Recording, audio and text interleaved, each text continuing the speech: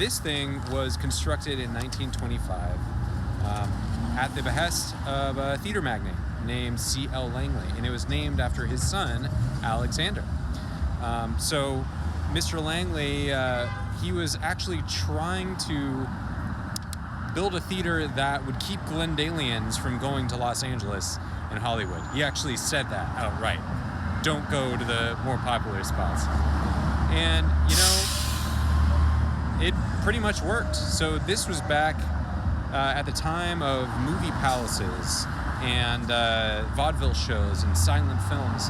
And if you were a Glendalian, this is where you would see those kinds of shows. They had a staff organist named Frank Lanterman. I think he went into local politics afterwards, who would improvise on organ, the Wurlitzer that they had installed in here, and for a few years, from 1925 to 1928. And it was also built at a time where there was a whole lot of construction going on right here on Brand. Glendale was booming. A lot of people moving in the 20s. You would find like 7 theaters right here on Brand, all catering to new Glendalians who needed their entertainment. And the Alex is actually the last surviving movie palace of its kind in Glendale. So this thing was designed by the firm of Lindley and Selkirk. They actually designed a whole lot of other stuff in Glendale, including the Hotel Glendale, which is also on the National Register, and the Masonic Temple around here. They did an annex for the Glendale City Hall. I think at least one of them lived around here. And they used a lot of popular styles at the time. So there's a lot of Greek, Roman, Egyptian revival that you'll see on the inside, in the forecourt, and in the theater itself. The part of the Alex that you probably recognize the most, or is most iconic, even just looking at it now, is that magnificent spire just like piercing the sky, and the marquee. So that didn't come along until 1940, when an architect named S. Charles Lee was hired to give it a little bit more curb appeal, I guess you could say.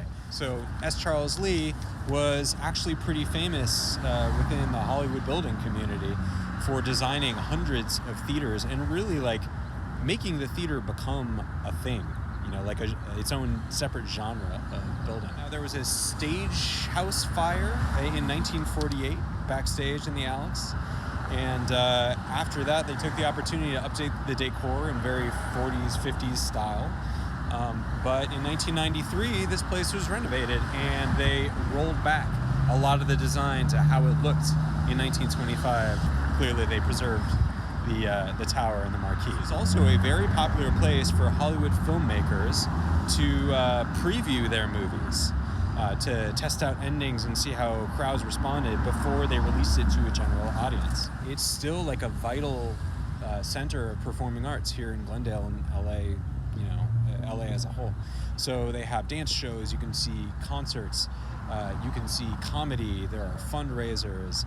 They do have the Alex Film Society, which shows like classic film revivals as well. Musical theater, plays, all kinds of stuff. Thanks for doing LA with me.